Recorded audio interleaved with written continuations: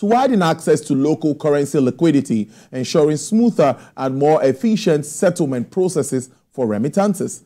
Under the new guidelines, eligible international money transfer operators will have access to Naira and liquidity through the bank's window and via their authorized dealer banks to execute foreign exchange transactions.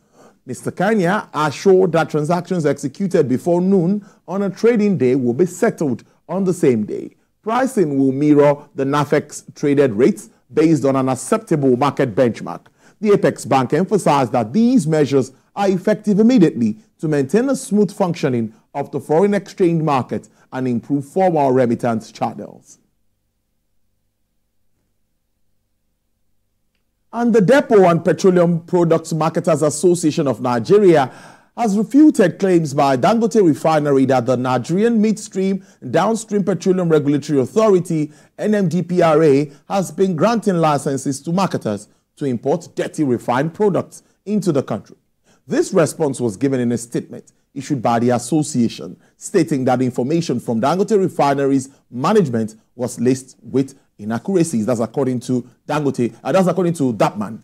The association affirmed that no member had imported fuel with specifications outside regulatory approval, recalling that NMDPRA had initially objected to offtakes from imports mother vessels.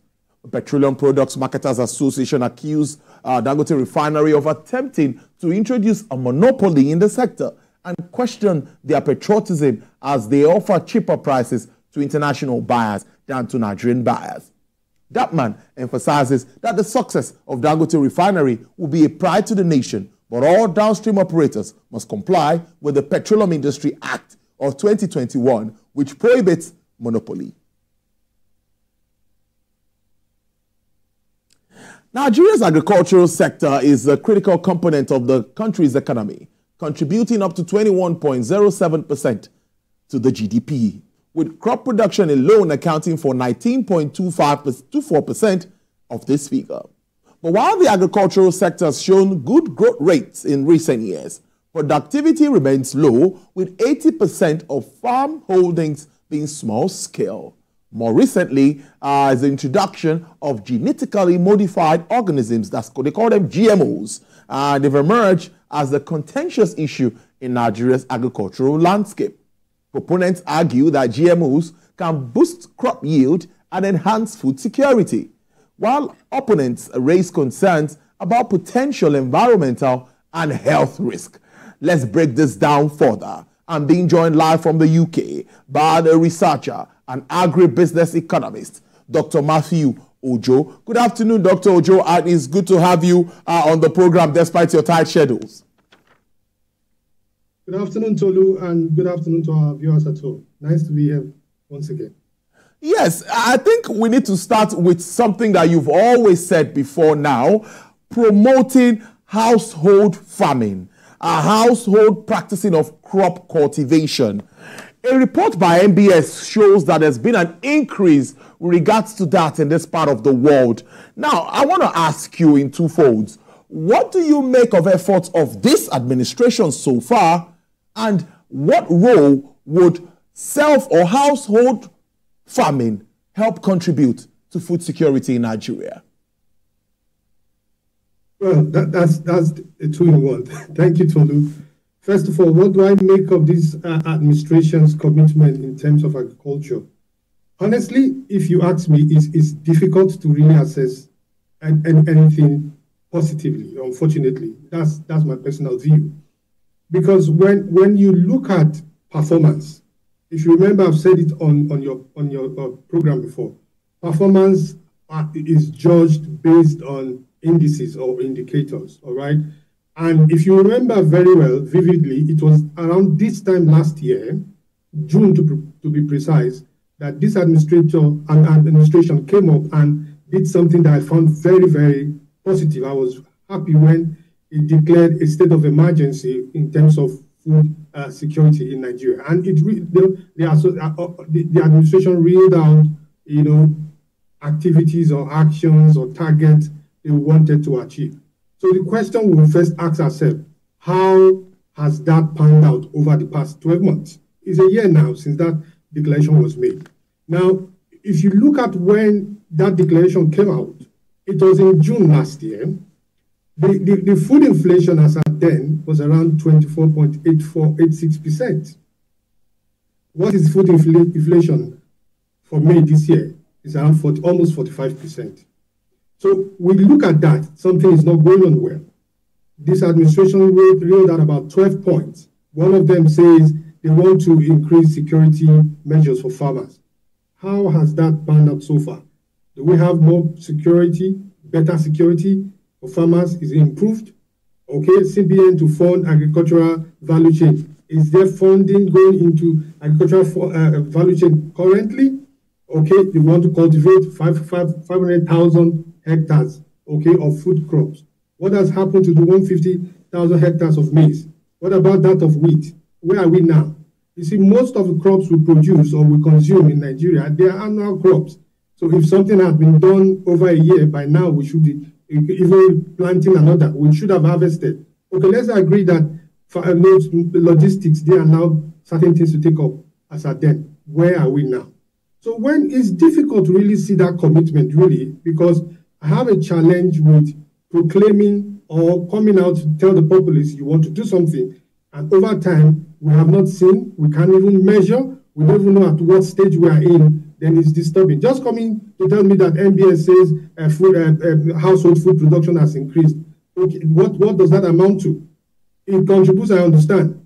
But what about the commitment of the federal government? What about the commitment of the state government? See, so when that declaration was made, I expected certain things to happen. The state government will fall in line and also come and declare that emergency in their state and say, because this has been declared by the federal government, we are putting out so number of hectares, we are calling people to come and take advantage of these facilities and produce. Food production is not something we argue about. You see it, and the nation feels it in terms of price, in terms of availability, in terms of accessibility. But when we just like to reel out one or two statistics that doesn't read the room or doesn't tell of reality, then we begin to wonder why we have government in the first place. So that is my take in terms of judging or looking at the performance of this current administration. I don't see commitment in really boosting food production as we expected, and I can't see the fruits of it after 1 year. Let nobody come and tell me it's just early days. 1 year is enough in the agricultural sector to at least start seeing either the harvest of what you planted or some efforts yielding results. Pending the time, you'll be able to erode some of the challenges we've had over the years. So that's my take in terms of assessment. Then in terms of whether households are beginning to increase their food production, I've said it before, that we cannot continually rely on production of food from the rural areas. So we in the urban centers, or people or individually, should make efforts to also grow what they consume. I put it to you, over the past few months, there have been arguments about spending billions of naira in areas that will yield collective good for the nation. For example, instead of spending 21 billion to renovate a single person's accommodation or structure, why have we pumped 21 billion into ensuring that there's increased food production in the country, especially promoting urban agriculture? We are challenged, I understand, in terms of rural food production because of insecurity. What about investing heavily in boosting urban agriculture? And that is closely related to the figures you reeled out from MBS. So I think we have not yet started, and it doesn't seem we want to start. If we are really concerned about increasing food production in the country, we know what to do. Let's take it up from where you stopped, because I know that we've talked about this at a time where analysts have argued that government doesn't necessarily need to throw money at all problems. Let's look at what happened during the former CBN governor and the agricultural schemes, the rice farming thing, like you mentioned, wheat farming. We saw a lot of concentration around some specified kind of food crops, at that time, staple food and all of that. But many will tell you that at the end of the day, we still know what a bag of rice is at the market as at today. So if throwing money at it is not the solution, what level of sincerity, what level of commitment are we expecting from both sides? Now, I'm talking about government and private sector guys. All Nigerians want is to get food on their table and also at an affordable rate. Yes, all Nigerians want is to get food on their table. But let's put it this way. An average smallholder farmer is willing to do his own business, produce for his household, and then sell the excess to the farm. And you have smallholder farmers who also concentrate to take it to the market. So what is their challenge, or what are their challenges? I will tell you the major challenge an average household farmer will face is the cost of inputs, all right? Cost of input as it concerns maybe fertilizer, maybe concerns herbicides, and also to purchase some seeds if they don't have. So that is where, government all over the world usually will come in to try and subsidize inputs, production input for farmers. Not about throwing money. When you subsidize production input for farmers, they will produce themselves. And then when they are also guaranteed that when they produce in excess, there will be somebody who takes it off them and then they get paid, they are also assured. These two ends currently are missing in Nigeria. So when you say you pump money to agriculture and you don't see the result, why you don't see the result is that because 70 to 80% of those funds they come to announce on TV goes to political farmers. And you and I know this. I have worked in that space before, and I understand what I'm saying, Tolu. This is not any kind of propaganda. This is reality. Those funds hardly get to those who need them. And because they don't get to those who need them, we are not seeing the results. So if you subsidize inputs for farmers, you have a mechanism where they get the seed they need. They get the fertilizer as when they need them. They get the appropriate land space for them to cultivate. People are ready to produce, if not for anything, but to feed their own families. But you don't have all that, and then you want to see a result. That's why we have all this trump up and displayed results of what is not operating in reality. That's why we saw pyramid of rice few months ago or years ago, and rice is expensive because money actually didn't get to where it ought to get to. So there are many issues to address. And I don't like focusing only on the federal government, because I am also concerned that many state governments are not taking this challenge head on to do something in terms of boosting agricultural production in their domain. Listen, there is no federal hunger, all right? People who are hungry are located in states. There are households located in a particular state. So if there is no federal hunger, why must state governments wait for only federal government to address hunger, situation? And that is the challenge here. So we need to start thinking how to rejig this current structure. I've always talked about structure, where the federal government is on a different lane and the state government is on a different lane. We won't see the results we want. And that is what is playing out here now. Hunger all over the land. The issue of data is also something I think we need to touch on today, Dr. Ojo, because I know you also harp so much on that. Now, how much of data do we have with regards to the entire sector? That's one. And how do you think this can help policymakers, investors, shareholders, stakeholders and all in the agricultural space? How can accurate data help them make informed decisions surrounding the sector? Because we keep hearing 1 billion naira for fertilizer. At the end of the day, tomatoes is not cheaper at my end. What about onions as we go about? Everyone keeps talking about these prices in the market. So what really do you think? How can data also help us, we strategize and replan our agricultural sector in its entirety? Thank you very much. I think the importance of data cannot be overemphasized. All right, we all know the importance of data. It helps us to be able to measure. We measure progress. We're able to know when there's a problem. We're able to also form policies from it, like what you said. How I wish, Tolu, that you are asking this question and you are directing this question to the Minister of Agri in Nigeria currently. What is it doing concerning data in Nigeria, especially in the agricultural space? How much of data does he have to be able to make the right decision. And if he doesn't have the right or correct or quality data, what is he doing? Those are the questions you people in the media should be asking these ministers. He is a minister of agriculture. What has he done concerning data in the last 1 year? If he says he's done something, everybody will see it.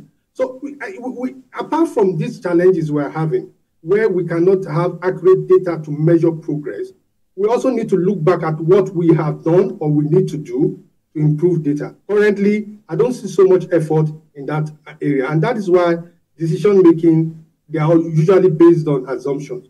For example, I just told you what the government reeled out in that, what's it called, the declaration as it concerns emergency in food security.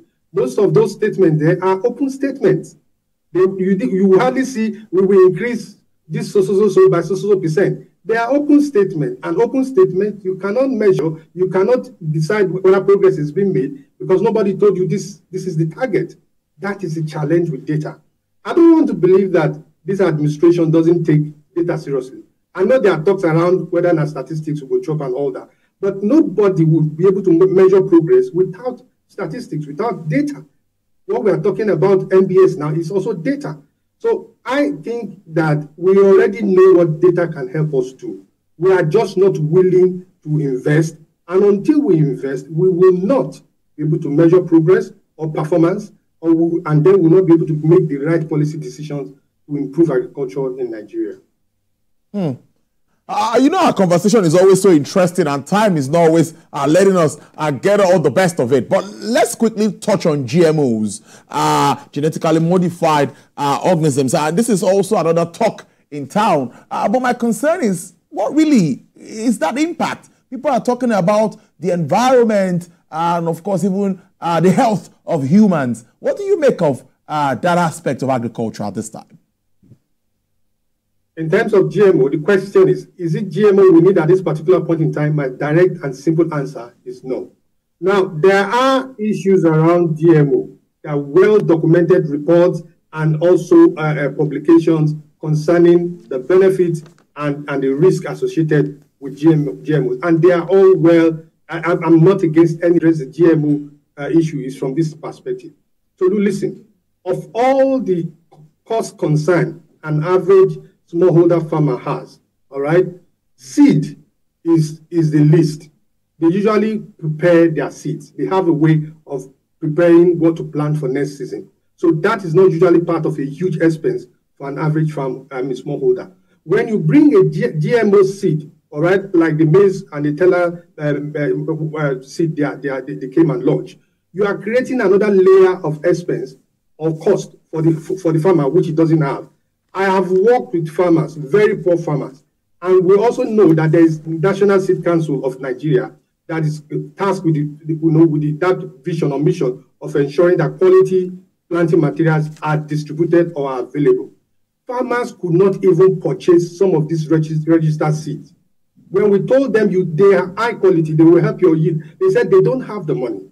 They would rather manage with the little they have, even though those ones will give them low yield. So look at that, Tolu. They can hardly afford the naturally improved seeds that we have registered in Nigeria for them to have good yield. You are bringing another layer of GMO seeds that they cannot afford. It's usually expensive. And for the fact that you cannot replant most of them, it becomes challenging. We had some of them with our farmers when I was working down Southwest. And they were using them to plant things like fruits and others. But they couldn't afford it. And because they couldn't replant, they had to drop them. So look at it. Apart from the health issues, this layer of cost you are introducing, farmers can attend to it. Okay? You have a farming population that is poor and hungry. And GMO seeds at this time will not solve the problem. So what I think we can do is this. Nigerian government should find a way of subsidizing farming inputs for farmers. Let's grow what we have naturally first. And then we can now see that our farmers are rich enough. If they decide they want to go for GMO seeds, fine. However, GMO seeds are being banned in so many countries. Now we need to place the layer of safety, also regulation, also labeling. But we don't have all this as far as Nigeria is concerned. So please, I don't think GMO will solve our problem now. What we need is we have enough seeds. government support farmers, subsidize input, and then help them to produce. I think that's a better way to end this discussion too. Well, interesting conversation as usual with you. I must thank you for your time. I've been speaking to a researcher. He's also an agribusiness economist, Dr. Matthew Ojo. Thank you so much. He joined us from the United Kingdom to help break down issues surrounding agriculture in Africa's most populous nation. Do enjoy the rest of your day, and thank you for your time. Thank you, Tolu. Well, before we go on a break, let's tell you that when we come back, we'll look at updates in Nigeria's technological space and expected venture capital for growth. What is happening around that sector? Big things. Founder of Bowling Labs, he's also a coach and a startup coach, actually. Mr. Idowu Akinde joins me after this break to continue this conversation. This is Business Nigeria with Tolu Lokpe Ogunjobi.